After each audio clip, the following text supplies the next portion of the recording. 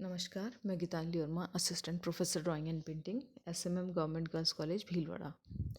आज के इस वीडियो में हम कला के अर्थ को जानेंगे और इसके लिए हम सबसे पहले उसके शब्द विकास की ओर ध्यान देंगे। कला शब्द जो है आर्ट, वह लैटिन भाषा के ARS शब्द से बना है, जिसका ग्रीक रूपांतर टेक्ने है। इस शब्द का प्राचीन अर्थ शिल्प अथवा नैपुण्य विशेष है। शिल्प यानी क्राफ्ट, अर्थात जिसमें व्यक्ति निपुणता रखता है। प्राचीन अर्थ में हम बात कर रहे हैं और प्राचीन अर्थ में सिर्फ इसे शिल्प ही माना गया था, जिसमें हम कैटेगराइज नहीं करते थे, उसे अलग अलग विभाजन नहीं था। जिस भी तरह की व्यक्ति में जिस भी प्रकार का हुनर होता था, उन सब के आधार पर उसे स्वर्णकार, दस्तकार माना जाता था और सभी को शिल्पी के एक कैटेगरी में रखा जाता था। प्राचीन भारतीय मान्यताओं में भी कला के लिए शिल्प और कलाकार के लिए शिल्पी शब्द का ही प्रयोग होता था। प्राचीन काल में इस प्रकार का कोई भी विभाजन नहीं था। प्राचीन ग्रीक और रोमन भाषा का आर्ट शब्द भी केवल शिल्प के लिए ही प्रयुक्त किया जाता था। उसमें कला शब्द की सौंदर्य गरिमा पृथक रूप से समाविष्ट नहीं थी। 18वीं सदी में सौंदर्य शास्त्रियों ने शिल्प और कला का विभाजन उपयोगी और ललित कला के रूप में किया।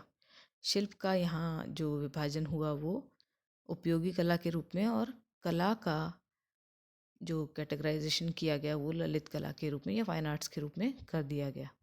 19वीं शताब्दी के आते आते कला शब्द में छिपा हुआ सौंदर्य बोध इतना प्रबल हो उठा कि उसने अपने पुराने विशेषण ललित को हटा देने के बाद भी अपने अपेक्षित अर्थ को पूर्ण रूप से ध्वनित किया और सामान्य व्यवहार में ललित कला के लिए केवल कला शब्द का ही प्रयोग किया जाने लगा।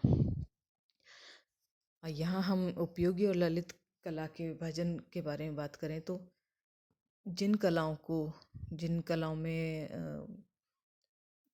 हस्तशिल्प या जिसे हम कहते हैं हैंडीक्राफ्ट, क्राफ्ट वर्ड जो आ रहा है, जो हम पहले देख चुके हैं कि जिसमें निपुणता या जिसे हम ये कहें कि रिपीटेशन करने पर जब हम एक्सपर्टीज़ ले लेते हैं तो वो क्राफ्ट वर्क कहला सकता है।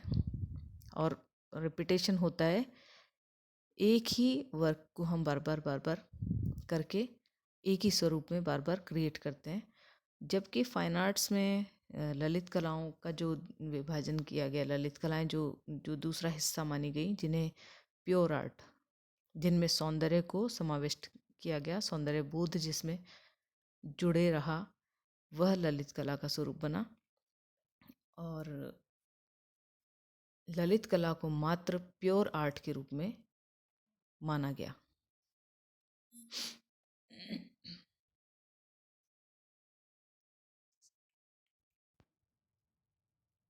क्योंकि प्राचीन भारतीय साहित्य में कला के प्रति आध्यात्मिक दृष्टिकोण था।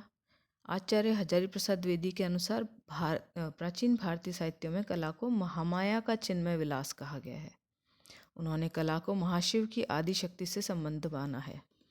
ललिता सत्वराज से ज्ञात होता है कि जब जब शिव को लीला के प्रयोजन की अनुभूति होती है तब तब महाशक्ति रूपी महामाया जगत की सृष्टि करती है। अतः शिव की लीला सखी होने के कारण महामाया को ललिता कहा गया है और यह माना गया जाता रहा कि इन्हीं ललिता के लालित्य से ही ललित कलाओं की सृष्टि हुई। जो भारतीय पौराणिक कथाएं, पौराणिक आधार हैं, उनके अनुसार ललित कला की उत्पत्ति ललिता जो महामाया जिसे माना गया, उनके द्वारा, उनके लालित्य से उत्पत्ति हुई। अर्थात अतः जहाँ कहीं भी सौंदर्य प्रवृत्ति विद्यमान है वहीं महामाया का यह लीला ललित रूप भी विद्यमान है। अतः प्राचीन मत के अनुसार ललित कलाएं आनंद की निधि हैं, अर्थात जिन कलाओं के द्वारा आनंद की प्राप्ति होती है वे ललित कलाएं हैं। माया के पंच कंचुकों काल, नियति, राग, विद्या और कला में कला भी एक है।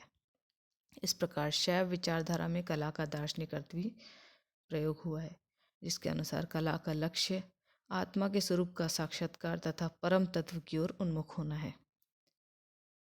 इस प्रकार प्राचीन भारत और शैव साहित्य से संबद्ध कला चिंतना पूर्णतः आध्यात्मिक रही है, परंतु कुछ समय पश्चात भारतीय परंपरा से कला की यह पवित्रता जाती रही और काम शास्त्र व कोक शास्त्रों में ही कला की अधिकांश चर्चा होने लगी। कला के प्रति भारतीयों का जो दृष्टिकोण रहा है उसे हम यहाँ विभिन्न कला सूचियों के माध्यम से जान सकते हैं। एक प्रसिद्ध कृति रही है वात्स्यायन की कामसूत्र, उसमें जो उन्होंने कलाओं का विभाजन किया उसमें उन्होंने 64 कलाएं बताई हैं।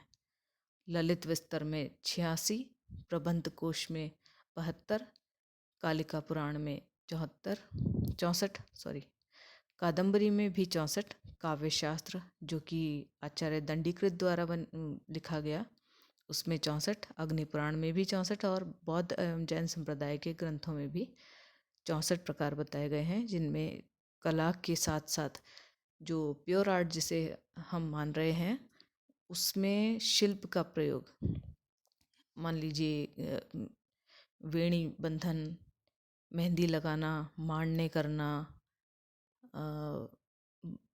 आदि इस तरह के जो कौशल वाले कार्य हैं उन्हें भी इन्होंने कला के अंतर्गत रख दिया। और इस तरह से हम कला के अर्थ को भारतीय परिप्रेक्ष्य में समझ सकते हैं। इस वीडियो में इतना ही। शेष जो इस विषय से संबंधित जानकारी है और विषय से संबंधित अध्ययन है उसे हम अगले वीडियो में पूर्ण करेंगे। धन्यवाद।